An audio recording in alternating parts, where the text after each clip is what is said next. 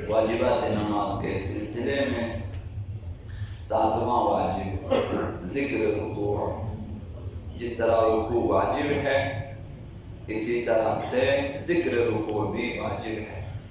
جب انسان رکوع بجا لاتا ہے تو رکوع میں ذکر پڑھنا بھی واجب ہے۔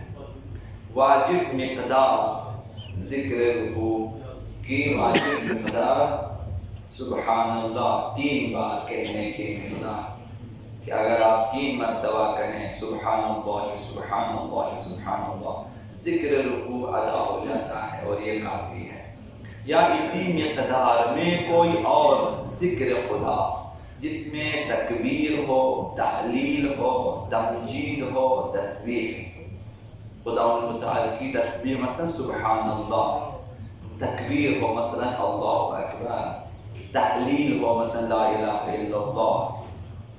تو اس طرح سے کوئی بھی ذکر خدا ہو جو 3 سبحان اللہ کے برابر ہو تو آپ 3 مرتبہ اللہ اکبر کہیں کافی ہے، 3 مرتبہ الحمدللہ کہیں رکوع میں، ذکر رکوع کے لیے کافی ہے، 3 بار سبحان اللہ کہیں کافی ہے، اور یا پھر 1 بار سبحان ربی العظیم و بحمدہ اس مقدار میں ہو، یہ بھی آپ کہہ سکتے ہیں۔ مثلا عرض کر رہا ہوں آپ تسبیحات 4 پڑھیں کافی ہے رکوع میں، ذکر رکوع کی نیت سے۔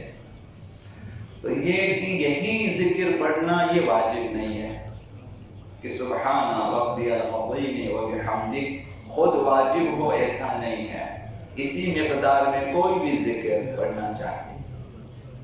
تو دعا کافی نہیں ہے، اللہم اغفر للمؤمنین، یہ ساری دعا بھی آپ پڑھیں ذکر رکوع کا، ذکر خدا ہونا چاہیے۔ اسی طرح صلوات بھی کافی نہیں ہے، صلوات دعا ہے، ذکر نہیں ہے، اگرچہ فضیلت والا جو ہے فضیلت والی دعا ہے، لیکن نماز ذکر رکوع یا ذکر سجود کے لیے کافی نہیں ہے۔ رکوع اور سجود میں صلوات مستحب ہے کہ ذکر سے پہلے یا ذکر کے بعد پڑھیں، مستحب ہے، لیکن ذکر نہیں، ذکر کی جگہ آپ صلوات نہیں پڑھ سکتے یا کوئی اور دعا آپ نہیں پڑھ سکتے، ذکر خدا ہی ہونا چاہیے جس میں تکبیر ہو، تمجید ہو، تحلیل ہو، تحمید ہو، جو عرض کیا کی خدمت میں سبحان اللہ جیسے، الحمدللہ جیسے، اللہ اکبر جیسے۔ مثلا حضرت آیت اللہ سیستانی کا فتویٰ یہ ہے کہ اگر وقت تنگ ہو یا مجبوری ہو انسان کی، ان صورتوں میں 1 بار سبحان اللہ کہنا کافی ہے ذکر رکوع میں۔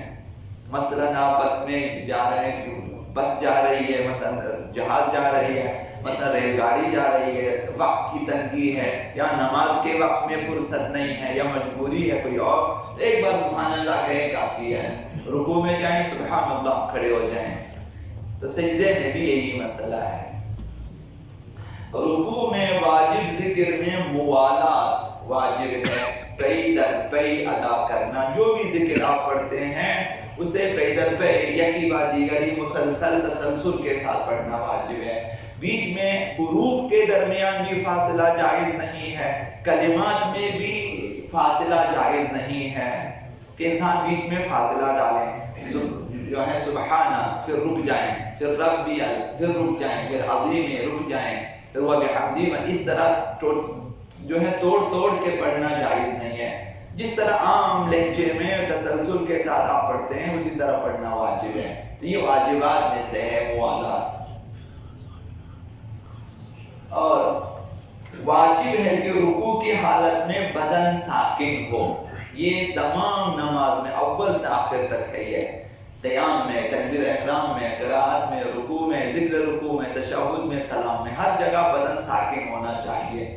اس کی رعایت ضروری ہے کہ انسان مثلا تشہد میں جس طرح سے عام طور پہ بیٹھ جاتے ہیں، بیٹھیں پھر تھک جاتے ہیں، پڑھتے پڑھتے ہل جاتے ہیں مثلا، یا پیروں کی پوزیشن کو تبدیل کر دیتے ہیں، تو اس حالت میں نہیں پڑھنا چاہیے۔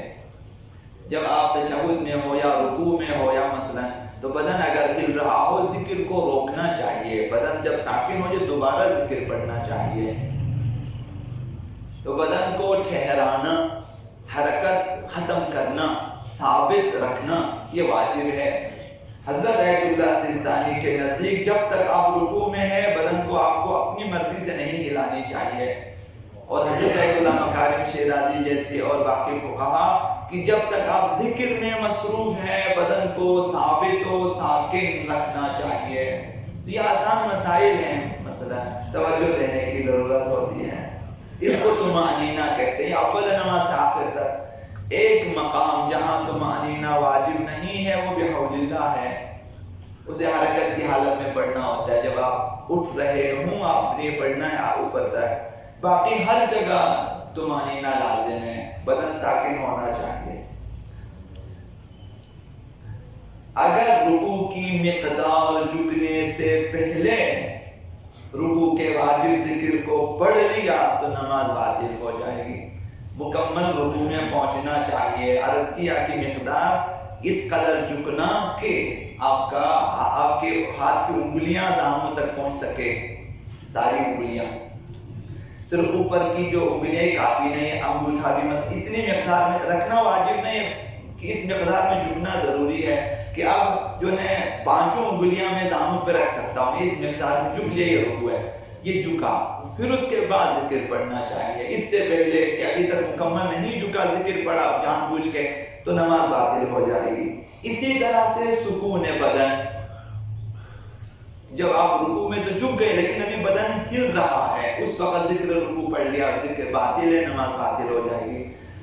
تو دو چیزوں کا خیال رکھنا ہوتا ہے، ایک تو میں مکمل مثلا رکوع کے لیے جھک چکا ہوں، دوسری چیز ہے کہ میرا بدن اب ساکن ہے، پھر ذکر پڑھنا چاہیے، اور جب تک ذکر ختم نہ ہو اسی حالت کو برقرار رکھنا ہوتا ہے، اور جب رکوع سے اٹھنا ہو تو ذکر ختم ہو چکا ہو پھر آپ اٹھیں گے۔